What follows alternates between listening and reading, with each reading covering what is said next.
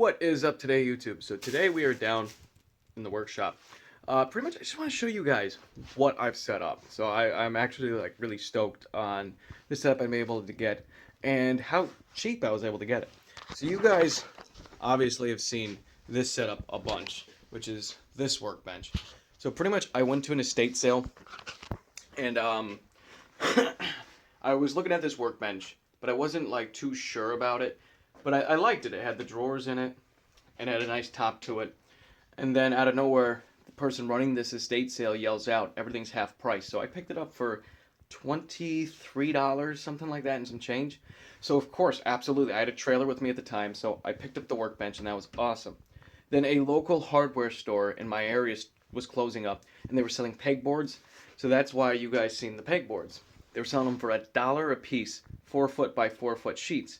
So I bought a couple, and then other people I knew wanted them, and in the end I bought something like 7 or 8 of these sheets, and then in the end a lot of people didn't want them, so I ended up with them. I did put a couple up at my father's house, but last video I showed you guys I put this in. So this is an 8 foot workbench, and now I've run pegboard down all of it, and I took a measurement yesterday. Now I have roughly about 14 feet of pegboard, which is totally awesome. And I actually took something that makes me so happy to take from my parents. Um, when I was like 4 or 5 years old, I was given a little plastic toolbox, but when I was 10, I was given a Craftsman toolbox. Just this little tiny toolbox. Now, because I have 14 feet of pegboard, I don't really need a toolbox for much down here, other than things like sockets that really can't go on the pegboard. Now, I have 4 drawers in the one workbench, so that's a decent bit of space. I have a shelf over here, which I'm still cleaning off, but I recently just made an entire shelf of scrap wood, like things that I've been using consistently, because I do have a ton more scrap wood down in this little dark area. Like, that's completely full of scrap wood. But I've been having a ton of fun working down here. I've just been loving learning new and different things, playing around. But I wanted to talk about how cheap you can do this kind of things. So you think, $23 for the workbench, something like $7 for all the sheets of pegboard. At the same estate sale that I bought the workbench, I bought a bucket of peg hooks for $2. So, and I still have like 200 of them that haven't been used yet. So those, I picked up the bench grinder for 40 bucks. Uh, I've been using the marketplace a lot on Facebook.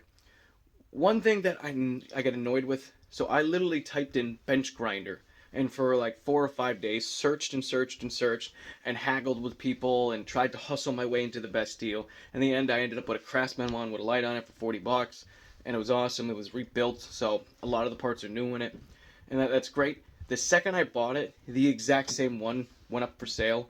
Um, in my feed, because you get recommendations on the marketplace, and it was something like $30. And if it was posted the same day I bought it, okay, I could understand it, but it would be like posted 2 weeks ago. So I do get annoyed every time I buy something, it comes up cheaper, even though I search it.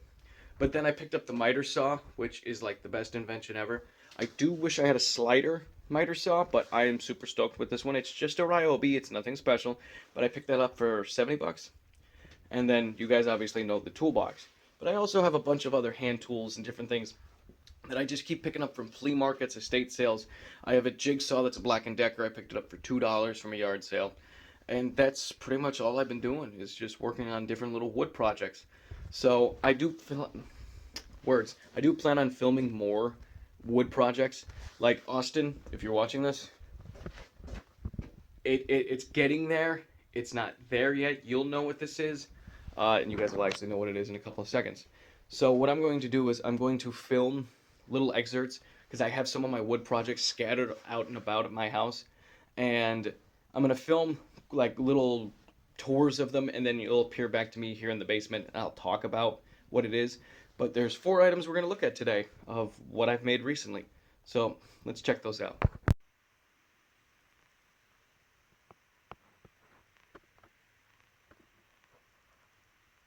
So the first thing on the list that we're checking out today is a chalkboard I made.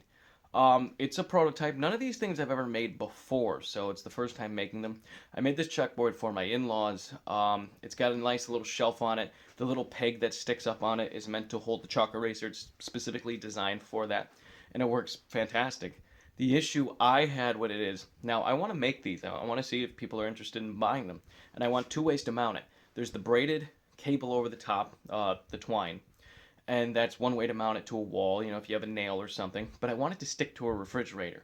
I have 13 magnets on the back of that, and those magnets are pretty powerful.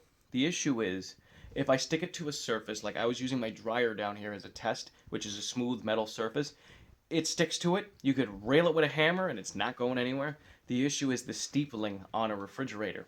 So I need to cut weight down. So when I start making these more of these, I have to get rid of the 1x3s, even though I really like the look of them, and just go with like a simple molding. So I got to change up how that's going to go. Let's look at the next item now.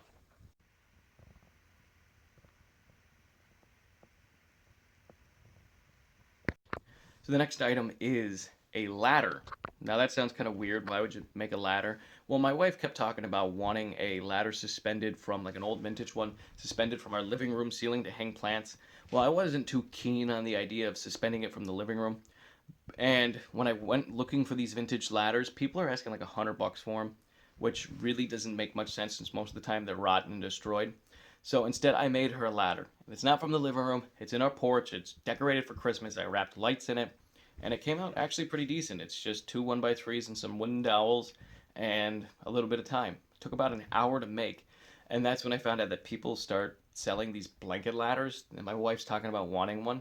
And it blows my mind when I started doing research. People in my area are selling them for $60, and they're selling them actually worse than what I would do with them. Um, and it blows my mind because this is like a $10 project, not really even. I think you can get to it cheaper, and it takes about an hour. So maybe I'll start making those. We'll have to wait and see on that. But let's check out item number 3.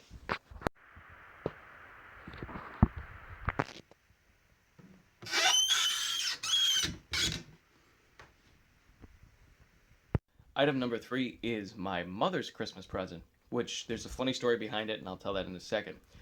Pretty much for years, my mother has used a plastic tote to store all of my brother, mine, my father's, her shoes in. And since she's been exercising for the past decade, like absurd amounts, she runs marathons and that, she has probably 10 pairs of running shoes. And on top of that, she's always been an office worker, so she had high heels, she had wedges, she has a ton of shoes. I mean, she's your traditional woman here. And it's always been in this plastic tote. Well, my brother and I used to put our foot up on the tote to tie them, and we would crack the tote after a long time, and we'd break it. And come to find out, my father said my mother has been doing the same thing ever since my brother and I moved out. They're just breaking totes. So I made a sitting bench with storage inside. It's reinforced. You can jump up and down on this thing, and it's not going anywhere, specifically just to go where this shoe tote she has is. Where the funny story comes in is when she saw the fourth item you guys will see, when she saw me make that and how the finished product was, she asked for this item specifically 2 weeks after I had already made it, where she wanted a bench on top and she wanted it storage inside. And honestly, I thought that was hysterical. Now, I asked my father if he had said anything, but he said that she just decided she wanted it. So I guess that works out. But let's check out the fourth item, and probably the coolest one.